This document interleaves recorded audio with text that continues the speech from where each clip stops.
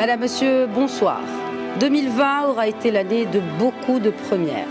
Pour le Maroc en particulier, ces derniers mois se sont soldés par de grandes avancées. En novembre, le Royaume a rétabli l'ordre sur le passage frontalier de Guergueret. Et moins d'un mois plus tard, le 10 décembre précisément, le président américain Donald Trump informe Sa Majesté le roi Mohammed VI de la promulgation d'un décret présidentiel portant sur la décision des États-Unis d'Amérique de reconnaître pour la première fois de leur histoire la pleine souveraineté du Royaume du Maroc sur l'ensemble de la région du Sahara marocain. Très rapidement après, la représentante permanente des États-Unis auprès des Nations Unies informe officiellement le Conseil de sécurité de l'ONU et son secrétaire général du contenu de la proclamation émise par le président américain Trump.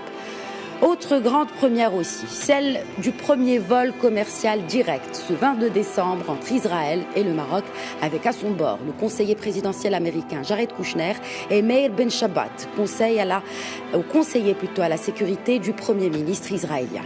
Les deux officiels étaient accompagnés d'une délégation d'hommes d'affaires.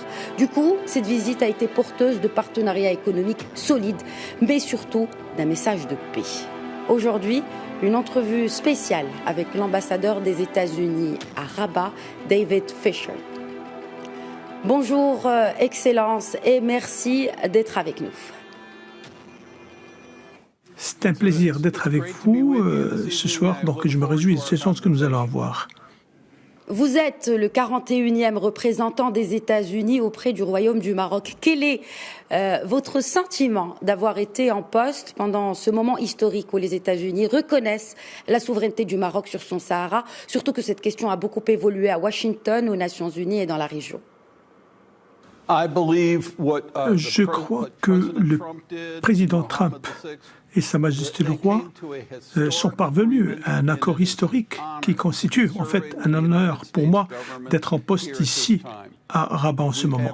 Nous avons donc passé une grande semaine très active et nous nous réjouissons des jours à venir dans le prolongement de nos relations fantastiques qui remontent à 1777. Nous avons célébré beaucoup d'événements ces derniers jours et nous nous attendons à davantage dans l'avenir. Vous avez, apposé votre signature sur la carte officielle du Royaume telle qu'adoptée par l'administration américaine et plus précisément sur cette région du Sahara. C'était vraiment un honneur. Lorsque cette carte a été esquissée au niveau de la cartographie américaine, on m'en a envoyé une copie par mail. Et dès lors que je l'ai regardé, je me suis dit, je devrais faire quelque chose avec cela. Et j'en ai discuté avec mon épouse. Nous en avons parlé avec le ministre des Affaires étrangères. Partant de là, nous en avons fait un tirage et nous l'avons présenté à Sa Majesté le Roi comme présent des États-Unis et c'était justement une magnifique expérience. Et vous avez, Monsieur l'ambassadeur, apposé votre signature sur la carte officielle du Royaume telle qu'adoptée par l'administration américaine et plus précisément sur cette région du Sahara. Évidemment, l'une des décisions que nous avons prises est en rapport avec nos relations futures. Nos relations ont toujours été fortes et pérennes depuis 1777 et nous estimons qu'elles demeureront ainsi dans les siècles à venir. Ceci donc aura bien évidemment des effets positifs sur le Maroc qui connaissent nos intentions et nos sentiments à l'égard des provinces du Sud. D'ailleurs, qui dit pays sûr dit pays prospère. Par conséquent, nous y voyons de la prospérité économique et des opportunités d'emploi, de l'industrie dans ces régions du Nord au même titre que les régions du Sud. Bientôt, une représentation diplomatique américaine à Dakhla. Alors, monsieur l'ambassadeur, outre l'aspect diplomatique, dans quelle mesure ces décisions pourraient avoir des retombées économiques sur l'ensemble des provinces du Sud ? Eh bien, l'une des décisions que nous avons prises, c'était en fait par rapport à nos relations dans l'avenir. Et notre relation a toujours été pérenne depuis 1777 et nous estimons qu'elles demeureront ainsi dans les siècles à venir. Donc, cela aura bien évidemment des effets positifs sur le Maroc. Ils connaissent nos intentions et nos sentiments à l'égard des provinces du Sud. D'ailleurs, nous estimons que qui dit pays sûr dit pays prospère. Par conséquent, nous y voyons plus de prospérité, des opportunités d'emploi, de l'industrie dans ces régions du Maroc, au même titre que les régions du Sud. Et qu'en est-il de l'aspect socio-économique? Quels sont, selon vous, les aspects de prospérité à espérer pour la population de ces provinces du Sud, en sachant, et rappelons-le, que depuis 2015, le Congrès américain a entériné dans sa loi budgétaire fédérale la décision de faire bénéficier les provinces du Sud du Royaume. Alors, quel impact sur la population là-bas? Notre choix a porté sur Dakhla, vu qu'il y aura là-bas un port, des opportunités industrielles, de l'emploi. En fait, c'est une bonne ville où il fait bon de vivre. Donc, un développement économique dans les provinces du Sud augurera un développement social. Et il y aura donc des écoles, de l'emploi et un mode de vie paisible. Vous êtes vous-même un businessman dans l'âme, monsieur l'ambassadeur. Quels pourraient être les secteurs à susciter l'intérêt d'investisseurs américains potentiels? Eh bien, merci d'abord de me reconnaître cela car mon passé, en fait, était plus versé dans les affaires que dans la diplomatie, mais je prends plaisir à faire les deux. Il s'agit d'un mix des deux. Nous allons assister à davantage d'échanges sociaux avec les gens et nous aurons une vue plus claire pour le Maroc et pour le monde par rapport à la perception du gouvernement américain à l'égard des provinces du Sud. À mon avis, ceci va et verse dans le sens de la stabilité et la maturité dans les jours à venir. Pensez-vous que ces opportunités puissent être boostées? Et rappelons à notre audience que le Maroc et les États-Unis ont signé un accord de libre-échange depuis un moment. Déjà, pensez-vous que ces opportunités puissent être boostées par cet accord de libre-échange? Et rappelons que cet accord de libre-échange est censé non seulement faciliter les échanges commerciaux, mais aussi l'investissement.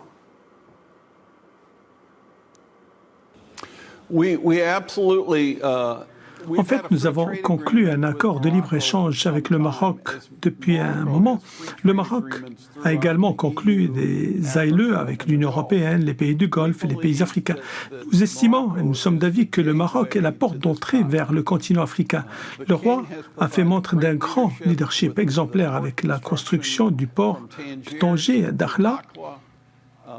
Et je crois que lorsque vous avez une population active, et notre objectif ici est de fournir davantage d'emplois et d'investissements, ceci, bien sûr,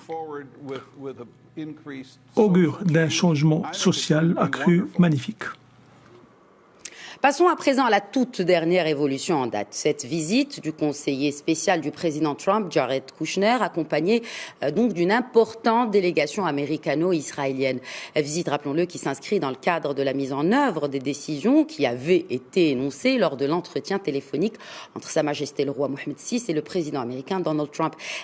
Monsieur l'ambassadeur, quel est le rôle des États-Unis dans le rapprochement économique entre Israël et le Maroc? En fait, les deux délégations se sont réunies hier et nous avons signé des accords d'entente. Le Maroc a signé des accords avec Israël, les États-Unis en ont signé avec le Maroc et nous comptons élargir notre présence en amorçant de magnifiques programmes. Présent avec nous ici, Don Boller, qui est le président du conseil d'administration de Prosper Africa, qui est un programme du gouvernement américain s'activant à travers l'Afrique, et nous comptons établir son siège ici au Maroc Nous ne savons pas encore où, mais nous sommes en train d'examiner quelques grandes villes, peut-être Casablanca, Tanger, et nous allons encore faire davantage de recherches dans ce sens.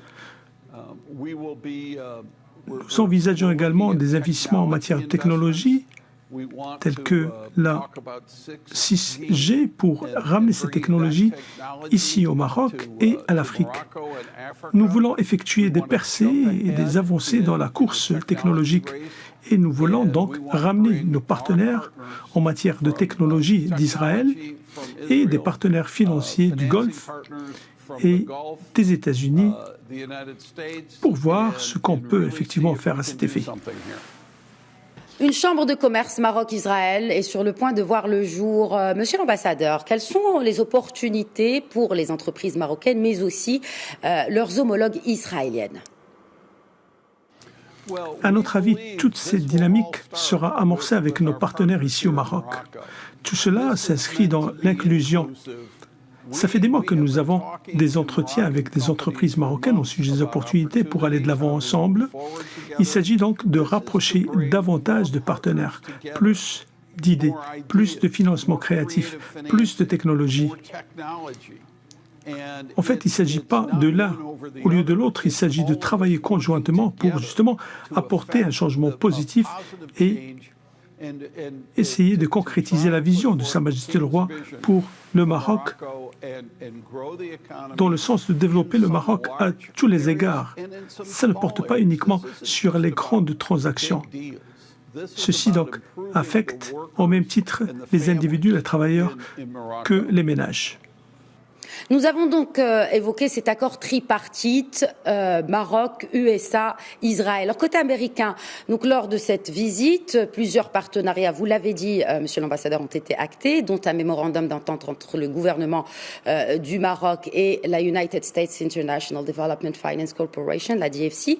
Ce MOU prévoit un soutien financier et technique à des projets d'investissement privé d'un montant de 3 milliards de dollars au Maroc, bien sûr, mais aussi dans les pays d'Afrique subsaharienne, coordination avec des partenaires marocains. Que signifie cet accord tripartite dans le leadership marocain en Afrique?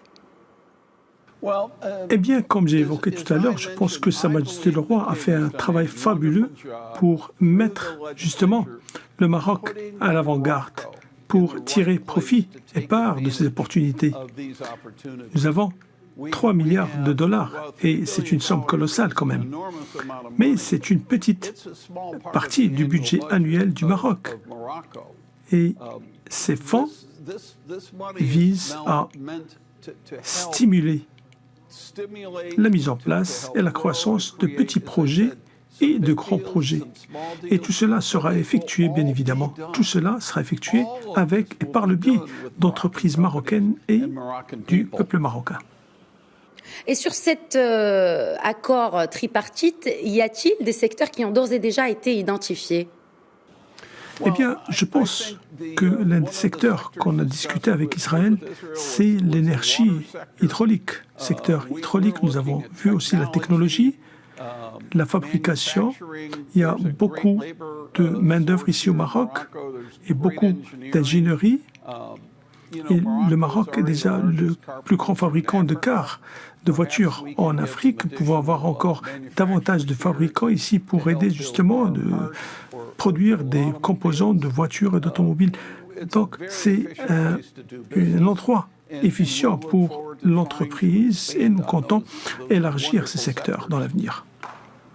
Rappelons d'ailleurs, puisqu'on parle de tech et d'investissement américain, que la firme américaine Soluna Technologies a travaillé au développement d'un parc éolien de 900 MW sur plus de 10 000 hectares à Dakhla, avec également une ferme de centres de données dédiée à la fourniture de capacités de calcul aux réseaux mondiaux de blockchain. Pensez-vous justement que sur ce volet tech, ou ce volet tech serait une autre opportunité pour plus de coopération entre, bien sûr, les États-Unis, le Maroc, mais aussi Israël, en sachant que les États-Unis et Israël sont connus pour être des terres d'accueil de la tech dans le monde? Merci d'avoir évoqué aussi les autres secteurs. Nous, à travers la coopération Millennium Challenge et l'USAID, nous avons assuré de l'aide et de l'assistance et nous sommes en cours d'un projet de milliards de dollars de réforme avec MCC qui met en place des parcs industriels pour justement, dans le cadre de la vision de Sa Majesté le Roi en matière de foncier. Donc il y a quelque chose comme 40 projets sur lesquels nous travaillons ici en tant qu'administration américaine au Maroc. Avant cette annonce hier, nous l'avons fait, et nous allons encore faire cela dans l'avenir. Donc c'est une relation active que nous avons et nous estimons que le Maroc, comme j'ai dit, c'est l'entrée de l'Afrique, porte d'entrée d'Afrique, et nous avons soutenu et travaillé avec nos partenaires marocains pendant très longtemps. Donc je pense que tout converge vers l'avenir et tout capitalise sur le passé. Donc ce que nous avons fait dans le passé nous a ramené à ce point. Nous estimons que la façon dont Sa Majesté le Roi a ramené le Maroc à ce point est très positif. Et nous comprenons la culture, nous prenons plaisir à travailler ici. C'est un pays ouvert, accueillant, sécurisé, sûr et très tolérant.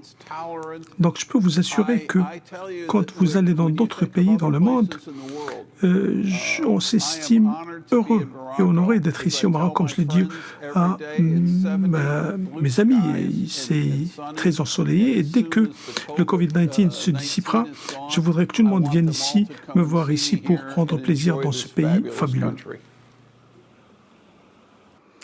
Puisqu'on parle culture, monsieur l'ambassadeur, le Maroc est le seul pays de la région qui réserve aux citoyens de confession juive une citoyenneté à part entière, en étant bien sûr électeurs, mais aussi éligibles, avec leur propre espace juridique conforme aux préceptes du judaïsme. Et il y a entre le Maroc et Israël une communauté juive marocaine très active et très attachée à ses racines marocaines. Selon vous, quel rôle cette diaspora aura à jouer à l'avenir, notamment après la reprise des mécanismes de coopération entre le Maroc et Israël, et quel rôle la diaspora américaine d'origine marocaine de confession juive aura également à jouer? Je voudrais d'abord aborder Israël. Il y a 8 ministres actuels dans le cabinet actuel qui sont d'origine marocaine. Pinchbat, hier, quand il a prononcé son allocution, c'était en arabe. Alors, il était né ici, au Maroc. Sa maman est encore en vie et elle a pleuré lorsqu'il lui a parlé de ce qui se passait dans son pays natal. Alors, nous allons maintenir ces passerelles avec les communautés juives au Maroc, mais ça, c'est juste une infime partie de ce que nous voyons dans l'avenir. Il y a beaucoup d'activités, il y a quelque chose comme 800 ou 900 000 juifs d'origine marocaine. Je voudrais bien qu'ils viennent ici. Je l'ai dit d'ailleurs au ministre de Tourisme hier, je pense qu'ils seront excités et enthousiasmés de voir leur pays natal et de dépenser de l'argent pour prendre plaisir dans ce pays accueillant. Nous venons toujours ici. Vous savez, nos touristes américains auraient aimé être ici s'il n'y avait pas ce Covid. Et bien sûr, les Américains veulent voyager, veulent venir ici au Maroc, ils l'aiment. Et je pense que 2019, il y avait 13 millions de touristes qui étaient venus au Maroc et une grande partie venait des États-Unis et je sais qu'ils veulent revenir. Merci beaucoup, monsieur l'ambassadeur David Fisher, d'avoir répondu aux questions de Médien TV. Et permettez-moi de vous souhaiter un joyeux Noël et une bonne année qui arrive. Merci. Je sais pertinemment que l'année prochaine va être une année prospère, donc je me réjouis de penser à cela. Je suis à Rabat. C'est en fait, nous avons un ciel bleu, ensoleillé, et l'année prochaine va être une année prospère. Il y a beaucoup de choses qui vont se passer. Il y a beaucoup de gens qui veulent venir et voyager. On doit s'assurer que l'on prenne les vaccins pour qu'ils puissent venir dans ce pays très accueillant et magnifique. Merci de m'avoir honoré de votre présence aujourd'hui. Merci beaucoup pour votre attention. Très bonne soirée.